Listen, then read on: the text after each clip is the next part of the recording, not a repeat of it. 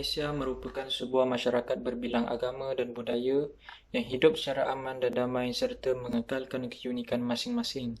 Kemajemukan ini menjadikan Malaysia sebuah negara yang sering dicontohi oleh masyarakat antarabangsa, walaupun kemajemukan tersebut turut digariskan sebagai salah satu cabaran utama dalam misi menjayakan pembangunan negara ke arah mencapai status negara maju. Situasi semasa yang berkaitan dengan aspek agama khususnya antara Islam dan bukan Islam merupakan fenomena dalam perhubungan antara penganut agama sekarang. Beberapa permasalahan kajian telah dikenal pasti. Kajian ini dijalankan untuk mendalami dan menghurai isu serta cabaran hubungan antara penganut agama yang dikatakan semakin rumit dalam kalangan masyarakat Malaysia. Penilaian telah dibuat menggunakan 4 pembuli ubah iaitu pengetahuan, persepsi, prejudis dan tahap kesedaran tentang isu agama berasaskan objektif kajian. Pernyataan masalah kajian. Terdapat beberapa kes yang melibatkan hubungan antara penganut agama yang terjejas dan berkait rapat dengan isu sensitiviti agama. Yang pertama ialah pertikaian penggunaan kalimah Allah pada 16 Februari 2009 hingga 14 Oktober 2013. Pertikaian antara umat Islam yang tidak berpuas hati terhadap tuntutan penganut Kristian. Kronologi pertikaian penggunaan kalimah Allah bermula pada tarikh 16 Februari 2009 apabila Ketua Paderi Roman Katolik Kuala Lumpur Tan Sri Murphy Pakiam memfailkan semakan kehakiman berhubung penggunaan kalimah Allah dalam penerbitan gereja itu. Masalah ini terjadi apabila majalah mingguan Katolik yang dicetak dalam 4 bahasa menggunakan kalimah Allah sebagai terjemahan untuk God, iaitu Tuhan, bagi seksyen bahasa Malaysia. Namun, kerajaan berhujah bahawa kalimah Allah hanya boleh digunakan secara eksklusif oleh orang Islam sahaja. Yang kedua, isu pembinaan kuil Hindu di Seksyen 23 Shah Alam Selangor pada tahun 2010.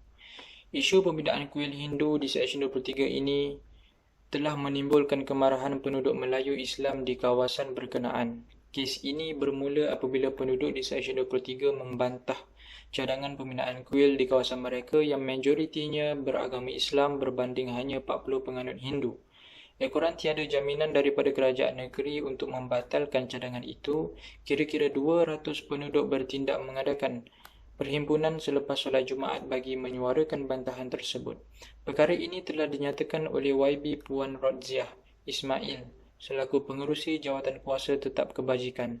Beliau menegaskan keputusan telah dibuat selepas mengambil kira pandangan semua pihak dan berharap semua pihak termasuk penduduk di Seksyen 23 dapat menerima keputusan ini. Yang ketiga, kronologi insiden kematian Muhammad Adib di Kuil Sri Maha Mariamman. Rusuhan Kuil Sri Maha Mariamman merujuk kepada insiden rusuhan yang telah berlaku di Kuil Sri Maha Mariamman, USJ 25 Sivil, Subang Jaya, Petaling, Selangor selama 2 hari iaitu pada 26 November sehingga 27 November 2018. Rusuhan ini berpunca daripada perselisihan faham antara pihak kuil dan pihak pemaju iaitu One City Development Sendirian Berhad dalam isu pemindahan kuil dan telah mengakibatkan kerosakan harta benda awam dan kematian seorang ahli bomba iaitu Muhammad Adib Muhammad Kasim. Rusuhan ini telah mendapat liputan yang meluas di media massa Malaysia. Selepas rusuhan, Menteri Perpaduan dan Kesejahteraan Sosial iaitu Watia Murty yang mengetuai sebuah sidang media di lobi Parlimen pada 26 November 2018 dilaporkan telah mengatakan bahawa kelewatan dan tindakan polis yang tidak berkesan itu telah menyebabkan insiden rusuhan tidak dapat dikawal. Kenyataan yang dikeluarkan daripada Watia Murty disifatkan telah menyebabkan berlaku siasatan terhadapnya oleh pihak berkuasa. Tuntutan itu mendapat perhatian memuncak dalam beberapa protes menyebabkan Tun Dr. Mahathir Mohamad memberi respon terhadap tuntutan itu secara terbuka dengan menyatakan bahawa ia tetap menjadi hak prerogatif Perdana Menteri untuk menentukan jawatan Watia Murty.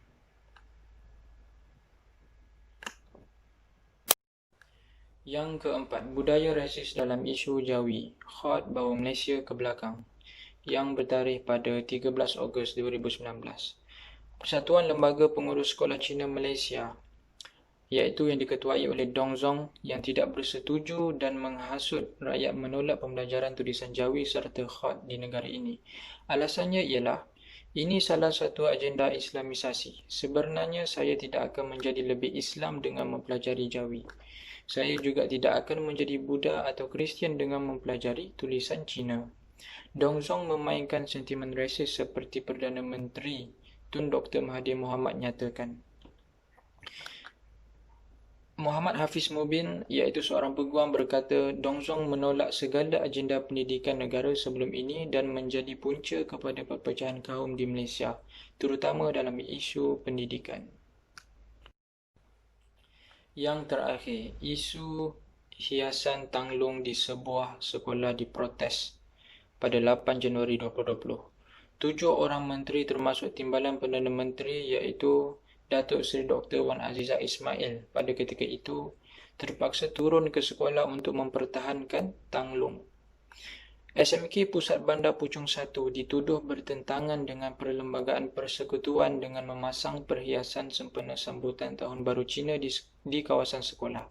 Aduan itu dibangkitkan oleh Peguam Muhammad Khairul Azam Abdul Aziz yang juga naib Presiden Parti Bumiputera Perkasa Malaysia, sebuah parti yang diterajui Ibrahim Ali. Di media sosial, dia mendakwa menerima aduan daripada ibu bapa yang merasakan perhiasan itu satu percubaan untuk menyebarkan kepercayaan agama lain terhadap murid Islam. Katanya hiasan itu melanggar perkara 3 dalam kurungan 1 Perlembagaan Persekutuan berkenaan Islam sebagai agama persekutuan. Kebanyakan menteri dan timbalan menteri mengecam tindakan untuk menghalang sekolah berkenaan menaikkan perhiasan tersebut dan mereka membangkitkan Tahun Baru Cina sebagai satu perayaan kebudayaan. Baiklah, kita beralih kepada poin yang seterusnya iaitu objektif kajian ini dilaksanakan. Baiklah, yang pertama, untuk mengenal pasti kepentingan menjaga hubungan antara kaum dan agama. Seterusnya, mengkaji faktor-faktor permasalahan kaum dalam kalangan Malaysia. Yang ketiga iaitu mengkaji tahap kesedaran rakyat terhadap isu-isu mengenai perpaduan kaum dan konsep satu Malaysia. Dan yang terakhir iaitu mengkaji sejauh mana isu agama yang telah berlaku di Malaysia memberi impak kepada perpaduan nasional. Metod kajian. Antara metod kajian dan strategi yang digunakan untuk mengumpul maklumat dan data bagi mencapai objektif dan matlamat kajian. Pertama, pengumpulan data. Bagi pengumpulan data, kajian ini menggunakan dua kaedah. Pengumpulan data iaitu primer dan data sekunder. Data primer adalah merujuk kepada data yang dikumpulkan melalui soal selidik dan temu bual di kawasan-kawasan di Malaysia untuk mendapat maklumat, maklum balas penduduk dan responden tentang isu ini. Manakala pengumpulan data sekunder adalah lebih mengutamakan penyelidikan pustakaan dan data tersebut telah dikumpul daripada kajian-kajian berkaitan yang dilakukan sebelum ini oleh penyelidik lain, sama ada dalam bentuk artikel, buku dan majalah. Sebagai contoh, kami mengambil kira taburan agama, etnik dan kaum di Malaysia. Sebagai contoh, kajian dan analisis deskriptif digunakan dengan melihat kepada frekuensi dan juga peratusan bagi setiap pemboleh ubah dan juga melihat kepada nilai skor dan minimum bagi 4 pemboleh ubahan yang utama dalam kajian. Kedua, pemerhatian. Metod ini adalah satu cara pengumpulan data dan dengan mengkaji secara langsung terhadap responden. Pemerhatian mengenai isu semasa dibuat melalui media sosial, berita dan kerajaan akhbar. Penggunaan metod ini adalah bertujuan untuk mendapatkan data yang saling melengkapi dengan data daripada metod yang lain. Contoh method. Yang pertama adalah proses pengumpulan data, seperti pergi ke laman web untuk mencari data-data yang telah dibuat oleh penyelidik-penyelidik sebelum ni. Okay, yang kedua adalah pemerhatian isu semasa. Pada zaman yang moden ini, pemerhatian isu semasa adalah sangat senang sebab semua keratan akhbar ataupun sekarang sudah ada surat khabar online dan kita senang untuk mencari sumber-sumber yang akan digunakan dalam pemerhatian isu semasa.